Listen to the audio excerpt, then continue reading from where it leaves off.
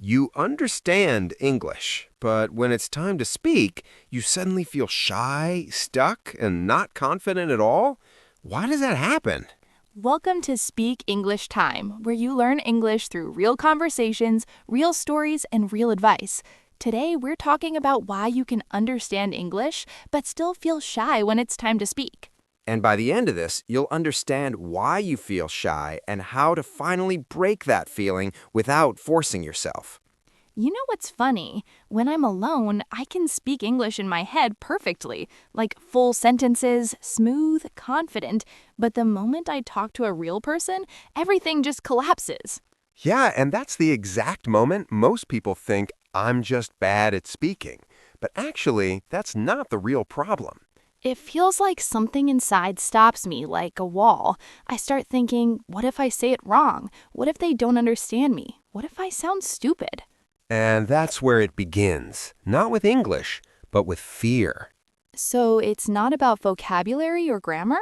No, and this is where it gets interesting, because most people keep trying to improve English to fix shyness, but that's not what's actually blocking them. There's one small mistake almost everyone makes when they try to speak, and that mistake silently makes them more shy every time they talk. Wait, what mistake? I'll tell you in a moment, but first, you need to see what's really happening inside your mind. Okay, because honestly, it feels like my brain is fighting against me. That's exactly it. When you try to speak English, your brain isn't focused on communication, it's focused on protection. Protection. Yes, your brain is asking, how do I avoid embarrassment, instead of, how do I express myself? That's actually true. I'm not thinking about the message, I'm thinking about mistakes. And here's the problem. When your brain is busy trying to avoid mistakes, it doesn't have space to think clearly. So that's why everything feels slow and confusing? Exactly. You're not bad at English, you're just overloading your mind with fear. But here's the problem. Even when people understand this, they still don't improve. Why? Because they keep doing one thing that secretly makes the fear stronger. Okay, now I really want to know. What is it? They try to speak perfectly. That sounds normal, though. It sounds normal, but it's the biggest trap. The moment you try to be perfect, you give your brain a reason to panic.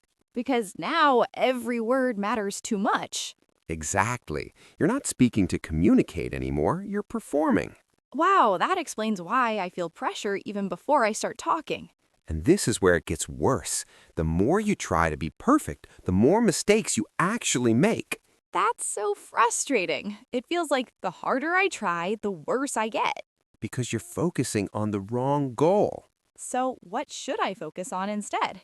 Not perfection, connection. Connection?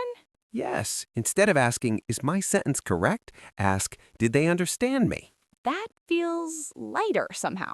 Because now your brain has a simple job, just deliver the message. But what if I make mistakes? You will, and that's not a problem. That's hard to accept, though. I know, but think about this. When someone talks to you in broken English, do you judge them or try to understand them? I try to understand them. Exactly. People care more about meaning than perfection. But most people don't realize this. The real confidence doesn't come from speaking perfectly. Then where does it come from? Confidence comes from surviving imperfect moments. Surviving?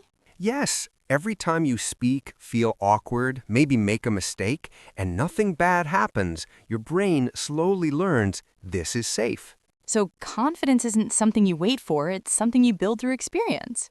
Exactly. You don't become confident first and then speak. You speak first and then become confident. That flips everything. I always thought I'd needed to feel ready before speaking. That's the illusion. No one feels ready at the beginning. So what's one thing I can do right now to stop feeling shy? Next time you speak, don't try to say a perfect sentence. Say a simple one, even if it's not complete. Like, I go yesterday market? Exactly. It's not perfect, but it communicates. And the other person will understand. That's all that matters. That actually feels doable, not scary like trying to be perfect. because now you're giving yourself permission to speak, not permission to impress. And this is where most people change or stay stuck forever. What do you mean?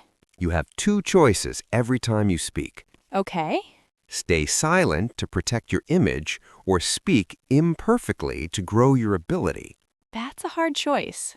It is, because staying silent feels safe in the moment, but it keeps you shy forever. And speaking, even badly, feels uncomfortable, but it helps you improve.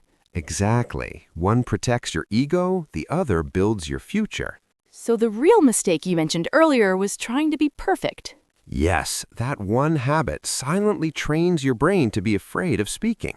And the solution is not better English, but a different mindset. Right. Stop trying to sound perfect, start trying to express something real.